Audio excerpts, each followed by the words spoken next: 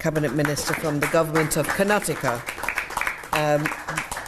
the Honourable Santosh Lad ji, a visionary leader and a driving force in public policy and sustainable development. His initiatives have greatly contributed to the betterment of society and the empowerment of the marginalised communities. The Honourable Minister.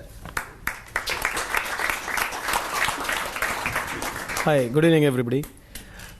Starting from Kanish, where he started, I know there's a lot to do between two governments because we start from the East India Company. The trading started from India. So coming back from a history between India and UK, you know that. So I did not analyze and talk much onto it. But anyway, I feel there has to be a level where government should really. Two governments. One is state level also because we are a union of states, and especially related to IT when we are speaking, I think it's two governments coming together where the investment has to come for the future. Even the private sector has to be promoted. Today, private sector has got its own doubt because as long as the government does not come together, especially for the AI. So which, in due course of my time, once when the new government has been formed, there's a lot of people who are coming and talking about AI in India. I think state governments, as such, and as well as government of India, as such, any state, any other country which wants to come, I think if we can invest as a government to partly to promote AI would be a great cause. That's what I was asking, if there is an opportunity to meet the concerned minister to talk on this issues, because today out of $170 billion of export in IT sector, Karnataka stands to around 50%.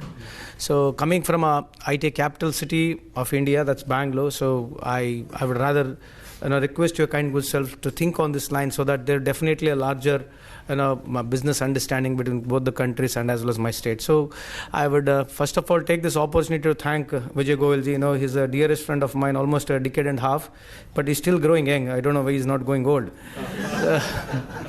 So it's been, all the way, this more than this summit meeting, it's only a pure friendship of yours. I've come here. Thank you so much for inviting. And Bhabhi, thank you so much for your we come from our largest democracy. So today, I'm there last, at the age of 17, I started into politics.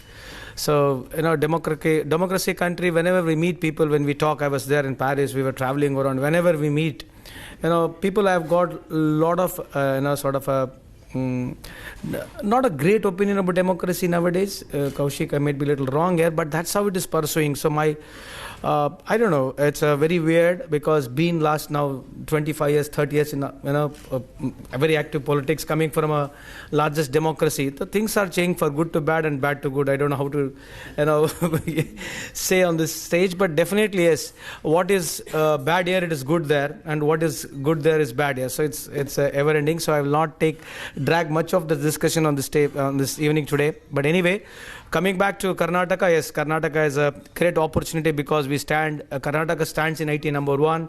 In whole of India in GDP, Karnataka stands number one. You come from milk production to silk production to solar production. We are one of the number one in the country, the second in the country, and we have got the Asia's biggest solar plant, and we are doing around about 8,000 megawatts of power today. Apart from IT, we have got BT, biotechnology also is tremendously doing well in Karnataka, and especially even if you come to steel. India produces around about 140 million steel, where Karnataka contributes around about 22%. So in Karnataka as such has got a great potential. We have got around about 750 multinational IT companies, more than 5,500 IT companies. We have got around about 57 medical colleges, 257 engineering colleges. So why I'm giving these figures is basically you've got a skill set there. What is advantage coming into Karnataka is got a skill set. So any walk of the life you come, Karnataka has got a great opportunity. You come from steel to solar to milk to producing silk to even animal husbandry to coming to agriculture. We got a great opportunity. So this is a great platform. Anyway, Vijay called me. So I came from Paris just to see him. And anyway, I was not prepared to speak much here, but whatever I could, there an opportunity given to me. So I'm talking on this. So thank you so much. So once again, I would rather request all my friends, you should look into Karnataka as such in India. And we are a $4 trillion economy now, but I'm sure our great leader, Mr. Prime Minister Modi, has got a vision that we have to take it to around $30 trillion economy. We are sure India is geared up for that. So I request you all the business entrepreneurs who are there, please come to my state, Karnataka, come to my country, India. So anyway, any opportunity that you feel that we could be a part of the journey to grow business, we'll be more than happy to participate.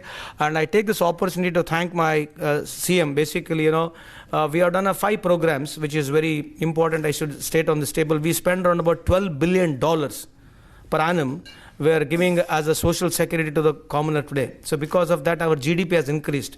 This is a phenomenal program where the whole world has to look into, because today we are having a 70 million population in Karnataka, out of which around 40 million families have been given these 5 programs, out of which today state of Karnataka is contributing number 1 in GDP. So from this platform, I feel that you should all look into this program so that future, because there are so many democratic countries which are there, we can look into these programs. Thank you so much. Thank you, Venerable.